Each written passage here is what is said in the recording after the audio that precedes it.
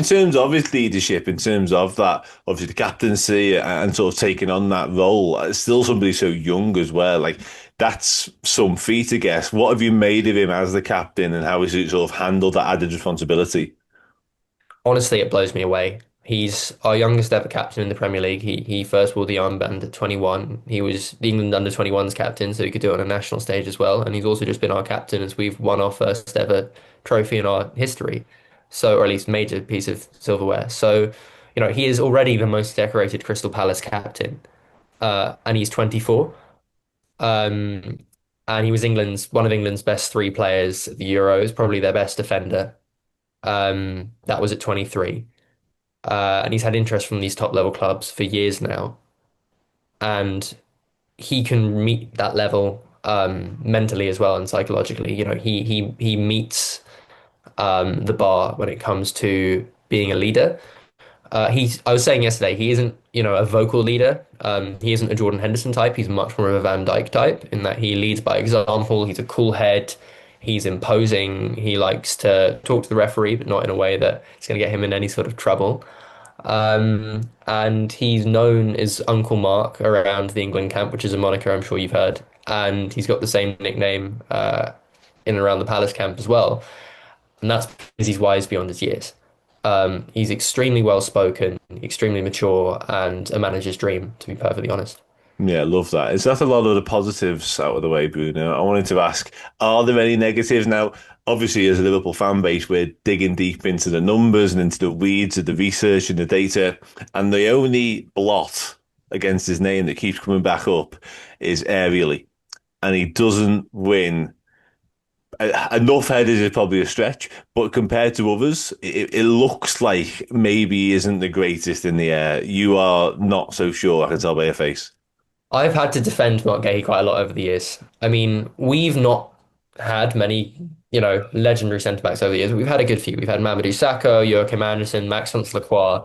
Marc Guehi is the best centre back I've ever seen play for Palace, and I've often seen his height leveled against him, strength, pace for some reason, and I do not understand how. Ball playing ability. I've heard people tell me that he's not capable on the ball when he's probably one of the best ball playing centre backs in the Premier League right now.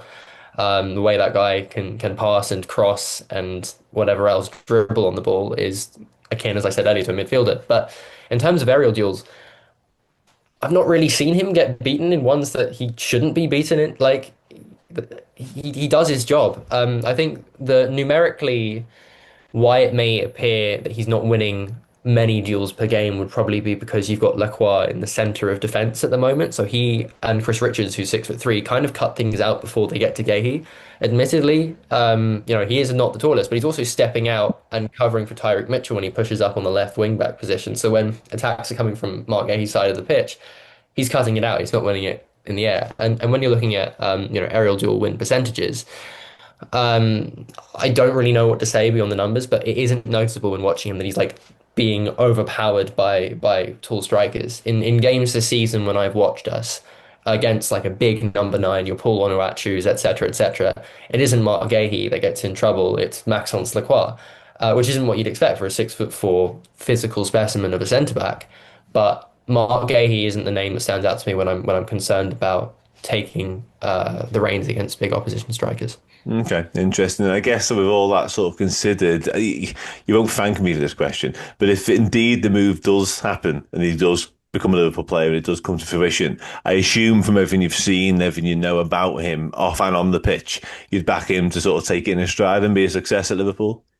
I can't back him any higher, dude. Like we've been privileged to see quite a few players come through our system recently or come through our club and graduate to become world class, whether they were at Palace before and it's just the move that's given them that title, who knows? But like Michael Olise, that's someone that was profoundly underrated at Crystal Palace. People were like, "Oh, I don't know how he's going to deal with a big move," and like we all thought, he's gone off and been one of the best right wingers in world football this season. And funnily enough, he's being known for that. His goals and assists per 90 are actually quite a bit lower than they were for Palace last year, but no one was calling him world class last year. The same thing is going to happen with Marc Guehi in that he's got a certain reputation for some reason, and yet all it took was a Premier League highlights video of a couple of things he'd done on the ball, and all of a sudden Liverpool fans had completely switched from saying, "Oh, we don't want him. We'd rather have I don't know who else you were linked with. It was someone ludicrous. And they were now in favour of signing Marc Guehi. Well, all I'll say is if your expectations are that low, they're going to be completely blown away. And if your expectations are high, you can still prepare to be satisfied and even happy with what Marc Guehi will deliver because he is the full package when it comes to a ball playing modern day centre back.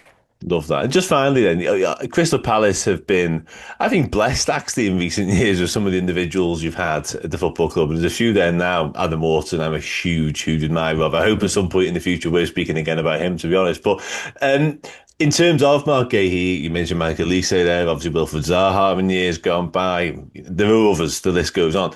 How highly do you rate him in that sort of top bracket of players you've seen play? Obviously different positions, but in terms of the calibre of footballer, is he right up there? I think in terms of all-round football, he's up there as one of the best players we've ever had in our club as a history.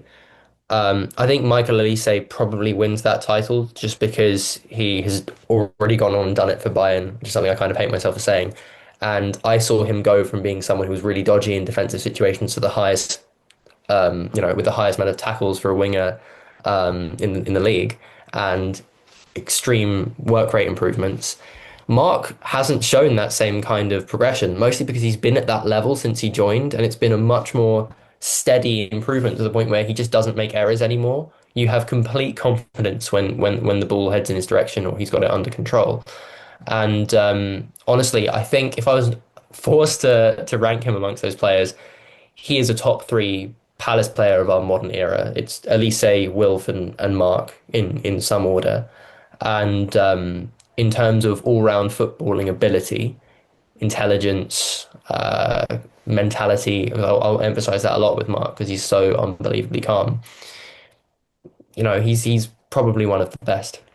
Yeah, hopefully Nathaniel Klein doesn't watch this because he wasn't included in that conversation. But no, Bruno, absolutely, thank you so much for your time. Massive, massive appreciate it. Let people know where they can find your chat and obviously your socials and all that sort of stuff. Yeah, so you can find us on Twitter at the Palace Way and our website, thepalaceway.com. Wonderful, top man. Once again, thanks so much for your time. Everybody else, thanks for watching. Thanks for listening. Take care. I'll see you soon.